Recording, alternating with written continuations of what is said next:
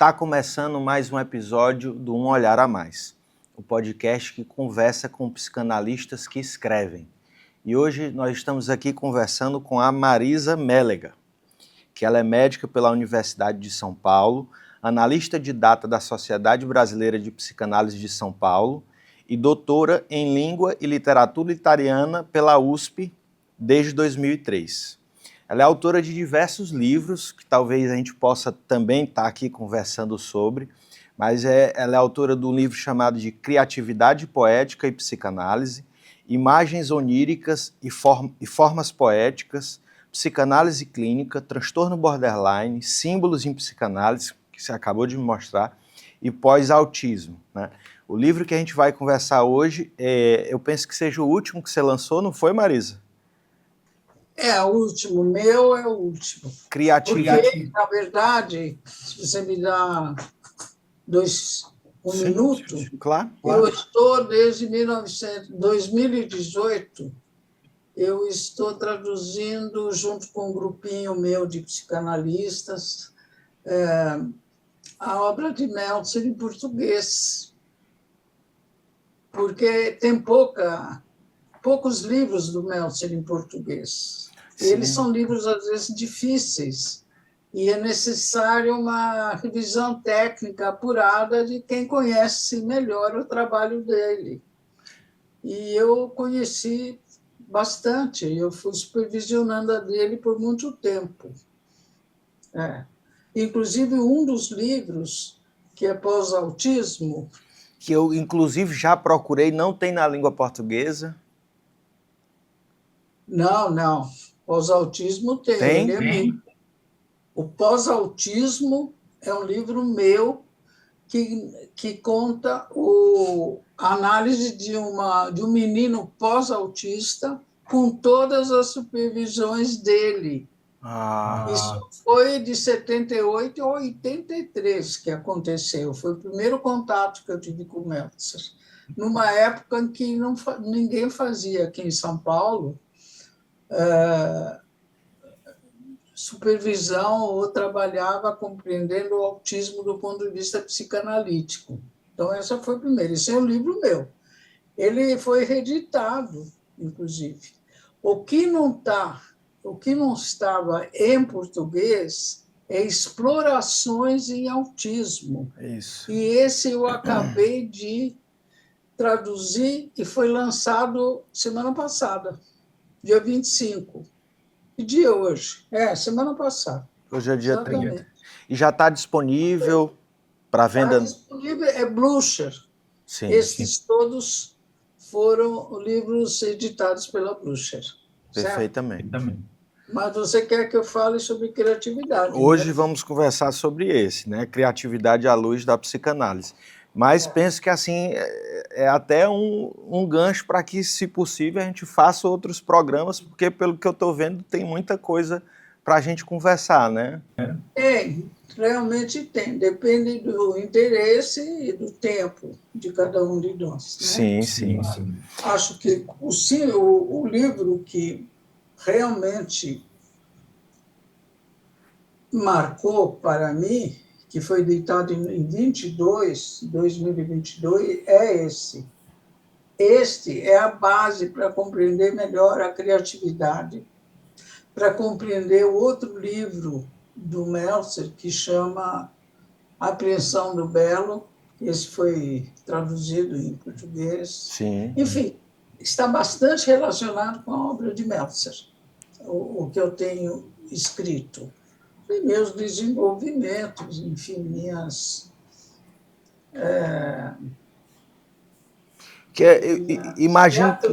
Imagino que, assim, quando você teve esse interesse para ser supervisionada por ele, talvez ele nem tivesse o nome que ele tem hoje dentro da psicanálise. Olha, ele já tinha, sabe por quê? Ele tinha, mas não exatamente como agora, porque isso foi em 78. Mas ele já era um professor de data muito conhecido e que escrevia muito também. Ele tem muitas coisas originais dele e tem toda uma biografia dele, que é bem interessante, né? Agora não é o caso. Mas a coisa fundamental que eu acho que enriqueceu a nossa psicanálise é que ele fez aplicações clínicas das contribuições de Bion, que você sabe que Bion dava muito pouca clínica, né? Era um gênio, mas ele, os conceitos dele chegaram a ser matemáticos, né? Em alguns momentos. Então, a obra de Nelson, eu sou clínica desde sempre, né? Trabalhei até muito tempo com crianças e eu tive um centro de estudos de observação da Esther Bick, que foi me creditado pela Tavistock e pelo Centro de Estudo Martha Harris. Quer dizer, tem muita coisa, mas não sei se nós vamos Não, conversar disso tudo. eu penso que assim, começa daí, porque eu acho que você está me explicando um pouco como foi que esse tema, que é a criatividade, entrou na sua vida, né? Assim, porque já se tem alguns livros que você escreve sobre isso. Já. E eu acho que vem dessa ponte, né? Desse começo. Vem desse aprendizado. Ele foi uma pessoa fundamental no meu desenvolvimento psicanalítico, né? É porque se tem uma ponte entre esse tema que é tão rico, que é a criatividade, e a psicanálise, né? Claro, sim, exatamente. E como é que é o seu olhar para essa ponte? Olha, então,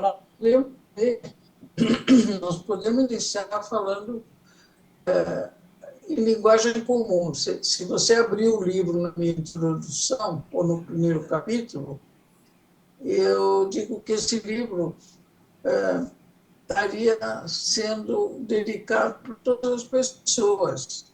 Não precisa ser psicanalista, embora, para compreender o cerne da... como que nós podemos considerar de onde vem essa criatividade dentro da personalidade, né? Aí nós temos que fazer um pequeno passeio pela teorização disso, né? Então, nessa teorização, o que acontece? Usando esse modelo atual de mente, que é Bion, Klein, Bion e Meltzer, que chama modelo pós-kleiniano de mente, nós entendemos que a personalidade, ou a vida, a mente, desde o início, ela é construída por uma interação com os outros seres humanos, que no caso são os pais, certo? E aí tudo bem. Detalhes de como constrói e tal, isso é outra coisa. E estas experiências que vão construindo uma mente simbólica, quem acabou dando vamos dizer, o arcabouço final importante foi Bion, né? Aproveitando também as descobertas de Klein, que aí é outra coisa. E já são 2 seminários que a gente acabou de passar. O nome só dos seminários. Aí, o que se passa com como que a gente começa a ser criativo? Bom, a gente precisa ter pensamento, já tem que ser construído um pensamento. E como é que isso se constrói? Se constrói, segundo o Bio, pelas experiências sensoriais e emocionais que a pessoa tem desde pequenininho, tanto é que aqui no livro você pode ver, nos símbolos, principalmente, você pode ver bebês e você pode ver criancinhas formando símbolos, né? Mas isso não é o assunto principal de hoje. Então, de que modo que isso vai acontecendo? Vai acontecendo por uma função que o Bion falou, que chama função alfa, que durante muito tempo ficou sendo um mistério de onde que ela, como que ela aparecia na personalidade, e é uma coisa muito importante. Essa função alfa transforma qualquer experiência emocional que você está tendo, pode transformar num elemento alfa. Agora eu já estou te dando uma aula aqui sobre como. Eu não sei se isso tem a ver com a sua. Fique à vontade. Sim, fique à vontade. Pode continuar. Pode né? prosseguir. Então, desse modo, aparece o elemento alfa. Agora, saindo da teoria, sabe como é que isso é? É desse jeito. A pessoa tem que ter experiência emocional, mas ela não tem. Não adianta qualquer experiência emocional, né? Se tem o jogo do Brasil, fez um gol, é uma experiência emocional, mas isso não vai num caminho que tem a função alfa que continua até formar um símbolo. Não é aí. Experiência emocional se dá nas interações íntimas, de pessoas íntimas, onde você vê a pessoa inteira e não um pedaço dela, entendeu? Isso quer dizer objeto parcial, objeto total. Né? E o que você diz que a função alfa, ela termina assim, se finalizando num símbolo. Ela incide na experiência sensorial, a emoção sensorial é importante, porque se não tem sensório, não vai ter emoção, entendeu? Sensorial e emocional, e transforma. Essa é a primeira transformação, é o primeiro caminho, né, de transformação. E elemento alfa. Sabe o que é elemento alfa? As imagens oníricas que nós temos, por exemplo, durante o sonho. Se for ler o livro com atenção, tem um momento que eu cito, eu não sei se agora se é no Criatividade ou nos Símbolos, que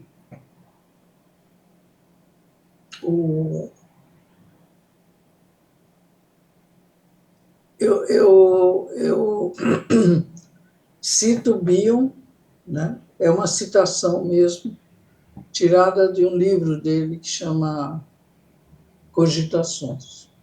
Sim. Aonde ele mostra como ele vai tendo uma experiência emocional, conversando com um amigo, que lhe pergunta: onde você vai passar as férias? E aí ele fala assim, tal, né? Mas enquanto ele está falando, aparece uma imagem dentro dele. E é a imagem de uma igrejinha do lugarejo onde ele vai passar férias. E que ele já passou, acho, uma coisa assim. Aí ele fala, isso que está acontecendo, essa experiência emocional que eu estou tendo com esse amigo, porque é uma relação completa, né, de duas pessoas, tal. Não é assim, eu não tenho experiência emocional indo num shopping comprando uma camiseta, é isso que eu quero dizer, entende? É bem diferente. Sim. E apareceu na minha mente essa imagem. Esta imagem ele chama elemento alfa, que já é o passo seguinte da experiência emocional. Uhum. Tá? Da experiência emocional transformada pela função alfa em elemento alfa. O que resultaria na sequência, depois da experiência emocional, em um símbolo. E esse símbolo é o que a gente está aqui dizendo que pode ser. É isso que nós vamos chegar já, rapidinho. No caminho, claro, tem algumas passagens, precisa ver se a personalidade deixa, se ela não quer ver a verdade, porque isso aí é um caminho para a verdade. A verdade do que você sentiu. Esse que é o símbolo. Que é um pensamento, é um pensar sobre aquilo que você sentiu. Certo? E esse pensar que você sentiu vai construindo a capacidade sua de pensar. Certo? Você reconhece, através dessas transformações, o que realmente você tinha sentido. Tudo bem? Perfeitamente. Então, se a personalidade tiver isso funcionando, ela vai criando símbolos, em primeiro lugar. E quanto mais ela pode funcionar, mais aumenta a capacidade dela de pensar, de atuar na vida, de compreender, blá, blá, blá, blá, blá. Certo? E no caso de produzir arte. Agora nós vamos... Não. Ela pode produzir as coisas da vida comum. Uma pessoa nessas condições pode produzir, pode... Tá? Agora, se você for um escritor, um poeta, se você for um músico, se você for um artista plástico, então você vai ter momentos da sua vida, das suas experiências, onde você sente grande necessidade de transformar o que você sentiu numa obra. Escritor, muito escritor assim, passa por isso, né? No caso, você, né? Não sei. Vamos ver se eu sou escritora, porque, por exemplo, eu me sinto mais professora do que escritora. Mas você vai no sexto livro, né? É possível. Tá bom. Então,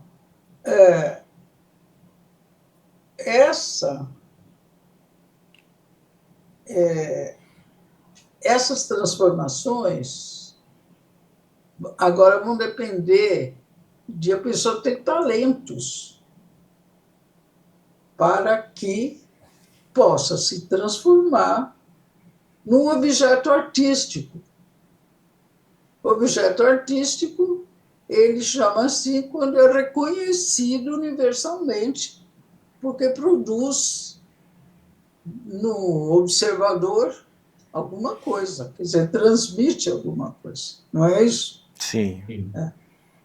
Então, aí estaria a criatividade. No caso do poeta, eu acho que mais da literatura e da poesia que eu me sinto mais próxima para dar mais exemplos e dar tal, não sei o quê. Perfeitamente. A minha curiosidade vem, assim, do seu interesse por literatura italiana e por esse poeta, né?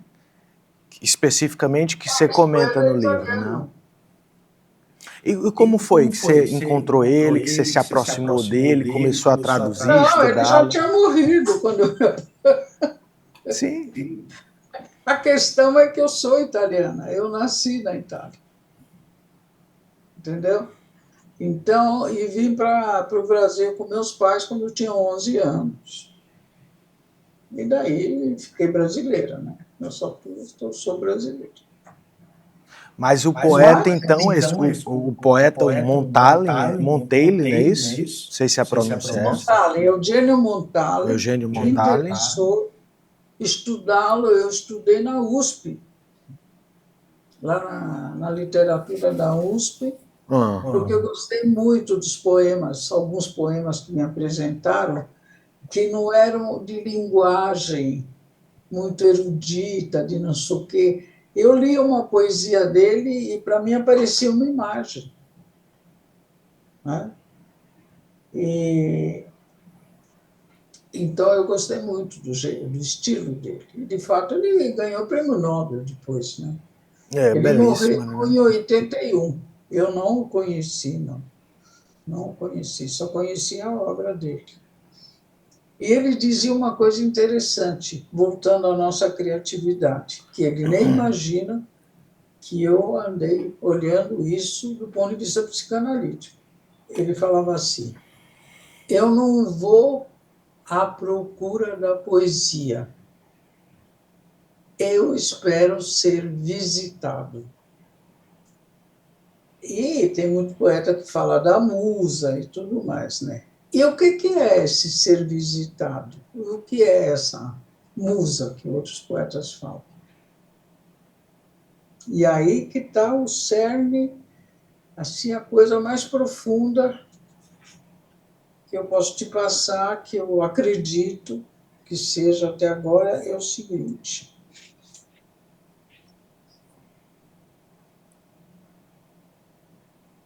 vem espero ser visitado, vem de uma realidade psíquica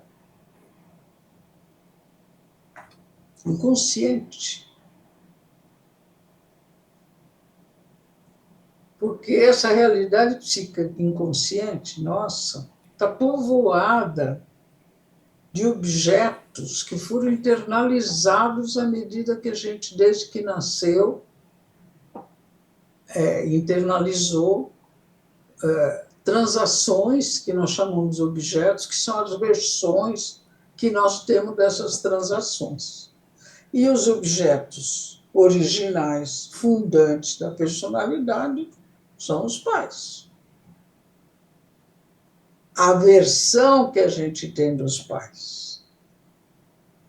Então, aí vem uma pergunta imediata. Mas isso aí não, como é que pode ser? Está cheio de maluco que é ótimo artista, que é pintor, que é escultor e tal. É isso mesmo. Como assim? Sabe por quê? Porque, primeiro, precisamos só entender que a mente não é uma unidade. Ela é fragmentada em várias partes. Vivemos em 2, 3, 4 mundos. Essa é a visão que se tem da nossa psicanálise, né? Então, como é que fica? Fica assim, que o fulano aqui é maluco, que tem uma personalidade dele que é... Mas, por exemplo, se a gente pega o Van Gogh, tá? Uhum. Como assim? Então, é assim, ele tem um livre trânsito nessa interação dessa realidade interna dele com esses objetos originais, porque é a partir deles que começa a criação, que é do indivíduo, claro. É a versão que o indivíduo tem das cenas.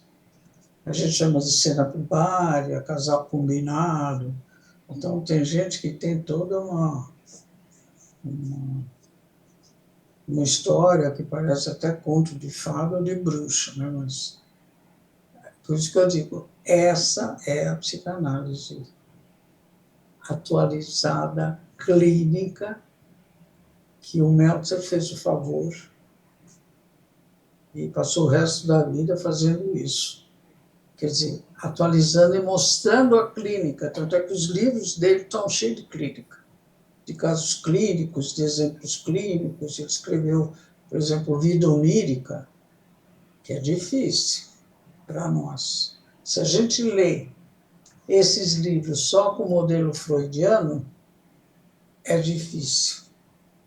Porque o modelo freudiano, evidentemente, ele foi sendo modificado a partir que a clínica e as experiências na psicanálise tiveram que modificar. Uhum. Isso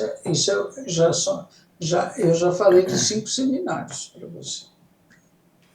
E estou aqui com vontade de escutar pelo menos mais uns 10.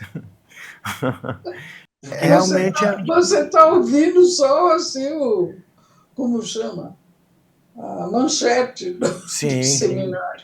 Mas, Mas, assim, assim, pelo menos as manchetes que você está trazendo estão me gerando muitos elementos alfa, né? Aqui é você quem tem que brilhar. A gente está conversando sobre um livro seu que me despertou muitos elementos alfas, que eu gostei muito de ler, que foi muito bacana. Foi quase uma experiência emocional, se não tiver sido, né? Eu estou aqui do quê? de ler o livro. Ah, você leu o livro? Sim, Sim, sim. sim. Então você deve ter dúvida. Por que você não me pergunta agora coisa? Eu estou aqui perguntando, assim, e tentando construir de uma forma em que quem vai nos assistir entenda um pouco todo esse trajeto, né? E existe, assim, uma teorização que eu acho que você está fazendo, acho que as pessoas estão acompanhando muito bem, que é a necessidade de compreensão da criatividade na personalidade humana, né? E como isso de uma certa forma, gerado numa mente humana, né? E daí então, aqui, pelo menos aqui eu vou conversando com você, e aqui a gente chega ao momento em que você escolhe um exemplo que não é clínico, mas um exemplo prático de um poeta, né? E aí então você começa a fazer pontes relacionadas à obra dele, né? Que digo, Sim. a partir do momento em que a gente chega a um artista de um calibre enorme, que produz poesias belíssimas, e a partir daí, dessa obra dele, que é digamos que assim, chega-se a todo um processo e elaboração de elementos alfa, né? E se faz uma ponte disso com a psicanálise, né? Porque enquanto você falava, eu lembro que você trouxe uma poesia dele que ficou muito clara a partir do momento em que você traz o momento da biografia do autor, né? Você fala que ele morava em Gênova, tinha um contato com, assim, era uma rua onde tinha uma igreja, onde ele via pessoas passando e tudo e tal, e aquilo conecta a obra dele, né? Sim. E se você puder continuar explicando um pouco mais disso. Não, então, eu acho assim, que eu tentei depois, usando a psicanálise, porque, veja bem, o livro chama Criatividade à Luz da Psicanálise. Porque pode ter outras teorias, né, Sim. sobre a criatividade humana. Eu deixei muito claro que eu vou usar o entendimento da criatividade a partir das teorias psicanalíticas atuais, né? Certo? Isso é um. E então, uma outra coisa que eu fiz foi tentando descobrir, né, como que era a criatividade desse homem, do Montale, né? Sim. E como que ele trabalhava com essas situações que ficavam dentro dele até que ele criava um poema. Ele escreveu livro também. Mas os poemas foi o forte dele, né? E o jeito que ele fazia muitas coisas. Eu estudei bastante porque eu fiz o doutorado com ele, sobre ele. Em língua e literatura italiana foi sobre o Montale, né? Sim. Tem um outro livro que tem imagens oníricas de formas poéticas, que eu acho que eu coloquei junto aqui. É um livro antigo, de 2012, depois que eu terminei a, como é que fala? A pós-graduação. Levou um tempo, depois disso eu escrevi. Mas eu cheguei a pensar que ele tinha um vocabulário de formas. Vocabulário de formas estas trazidas por experiências dele, vividas, algumas. Então, É que não tem muito. Sabe qual é a questão, Frederico? É que, na verdade, esse poeta não é famoso aqui, porque ele é italiano. Nós temos vários poetas bons aqui no Brasil, então, quando eu falo em Montale, um ou outro eu acho bacana. Por exemplo, aquele poema lá do Rília a Roldana do Poço, que é um poema curtinho, Sim. que mostra bem uma situação em que ele vivia, porque eu também estudei a biografia dele, estudei as Isso, cartas, eu estudei um monte de coisa, né, claro. eu acho que esse é que é o ponto onde você, né, que diga assim, como uma psicanalista experiente, consegue conectar, né, assim, ler profundamente a biografia de um autor e poder identificar os traços em que existiam ali no cotidiano dele, no dia a dia, Exato. que para mim foi o que eu achei mais bacana lendo esse livro. Isso. Foram essas percepções suas. Então, e você sabe que corre por aí a voz que psicanalista fica psicanalizando tudo, né? Então, e podia ser o meu jeito de olhar. Eu levei isso a sério. Eu fui falar com professores de lá. Perfeitamente, achei bacana também. Exato, para Tá saber escrito aqui no até livro. que ponto eu podia, era válido eu ter esse olhar psicanalítico crítico sobre a obra.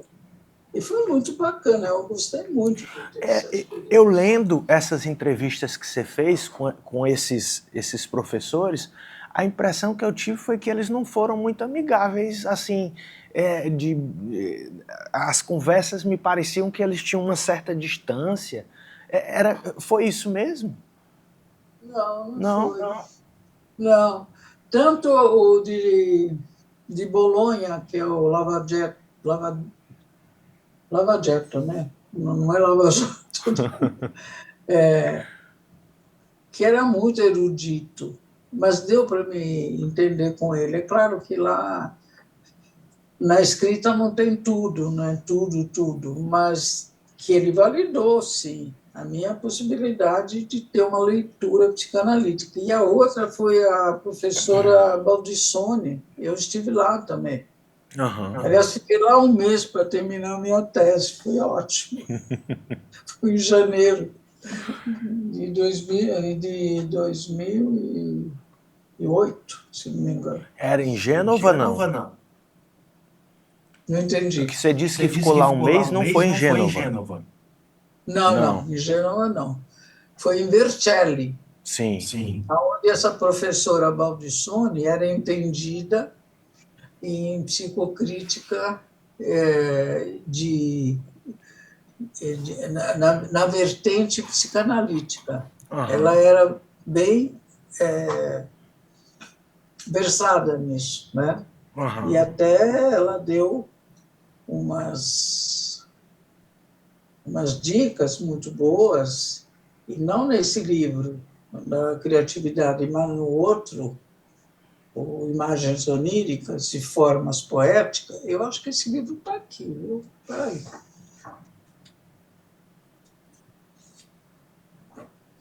Esse aqui.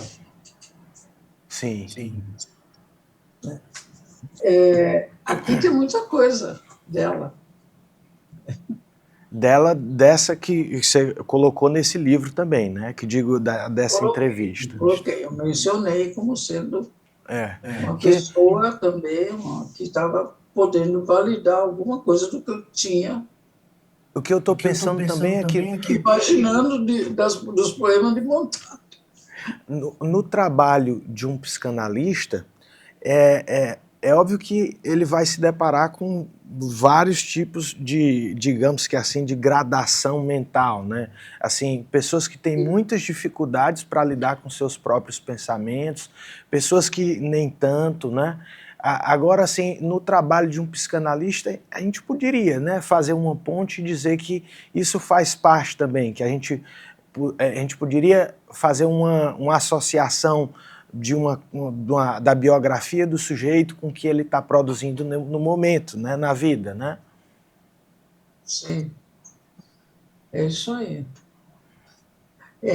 Olha, o que eu ia dizer ainda é que daqui nós já passamos imediatamente para os sonhos. O processo onírico, ele funciona dia e noite, você sabe que a mente não para, né? A gente dorme, mas tem um período do sono em que realmente nós temos a mente muito funcionante. E os sonhos, aí voltando para o nosso trabalho como psicanalistas,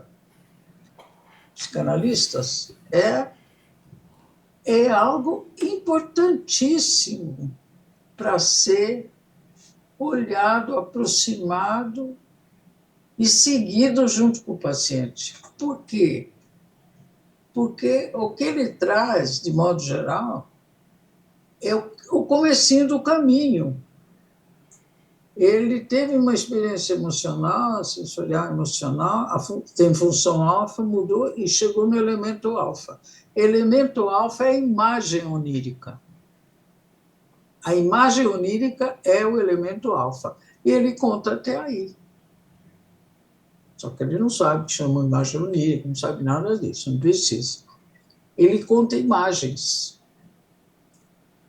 Estas imagens que aparecem durante o trabalho de análise, é importante a gente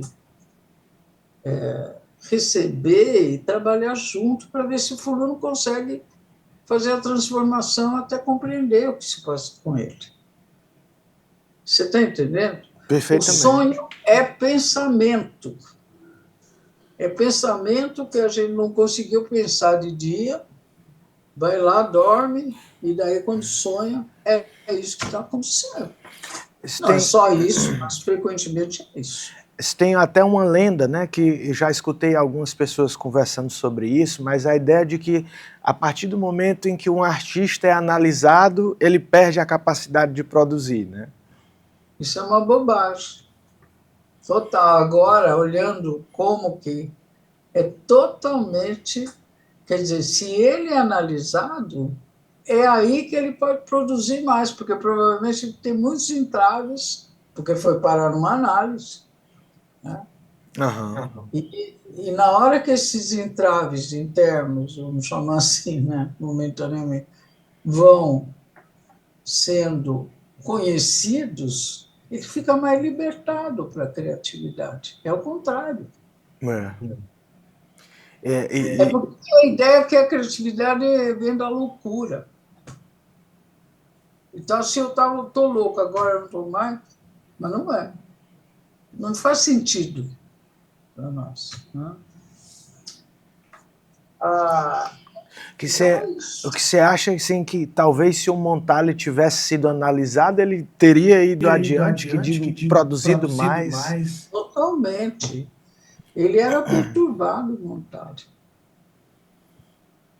Ele era bastante perturbado, era depressivo, ele tinha umas obsessões, mas ele controlava.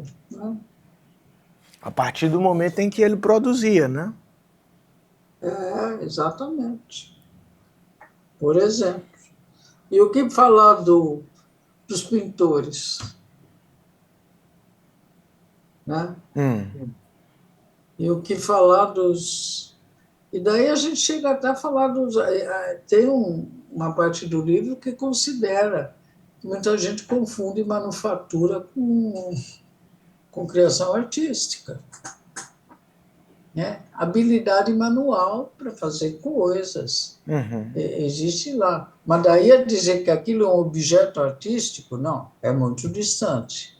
E a outra confusão é com os autistas, que frequentemente os autistas têm condição de fazer uma produção assim baseada em... Eu não sei se tem um exemplo aqui, não me lembro agora.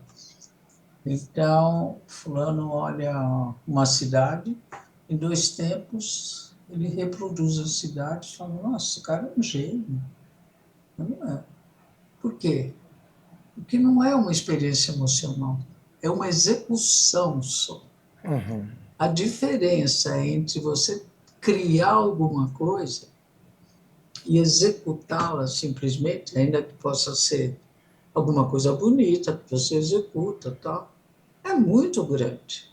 A diferença é que lá você não teve nenhuma transformação Que você está da falando, sua, da sua vivência tem, emocional para tem, poder transmitir. tem algumas pessoas que até, assim, mostram alguns quadros que o Hitler pintou, né? Não sei se você chegou a ver. E querem dizer que aquilo é arte, né? Mas penso que está bem distante, né? Me parece que tem muito mais a ver com o que você está explicando, uma execução formal, bem, uma execução até bem feita, né? Mas Pode enfeitar assim, a parede, pode não sei o quê, mas tem que fazer a diferença, né? Hoje, são pessoas que gostariam, mas não conseguem. Né? é. E Marisa, você, assim, a gente já vai se aproximando aqui do fim. Também. Perfeitamente. Você acha assim que um artista tem essa capacidade de, assim, que diga, a análise tem uma capacidade de ajudar um artista a produzir uma obra ou algo assim? E que diga, isso faz parte do atendimento de uma pessoa que não seria artista? Mas tem gente, por exemplo, tem até exemplos contados nos livros de psicanálise de pessoas criativas que eram grandes escritores ou eram escritores bem considerados e, de repente, por uma questão interna, eles têm um bloqueio e não podem produzir. Né? Eu acho que isso tem, sim. Tem. Eu acho que quando a mente está mais... está menos encrencada com ela mesma, ela pode, ela pode produzir melhor. É o que eu penso, não sei. Perfeitamente. Marisa, em nome aqui da SP4, eu gostaria muito de agradecer, assim, você ter aceitado esse convite, assim, agradecer a ideia do livro, acho que foi muito bacana, a experiência que eu tive lendo o livro, foi muito bacana. E por você estar aqui conosco, né, até essa hora, com toda boa vontade, pensando e entregando aí, eu sei que são as manchetes, né, mas como você disse, o livro e aqui a conversa que a gente está tendo, eu penso que não são só para psicanalistas, né, mas para curiosos de uma forma geral sobre a criatividade. Né? Sim, pessoas mais preparadas, que têm uma visão humanística mais desenvolvida. Mas eu queria agradecer muito a você e a Sociedade de Fortaleza por ter me convidado. Eu gostei. Oh, que bom, que bom.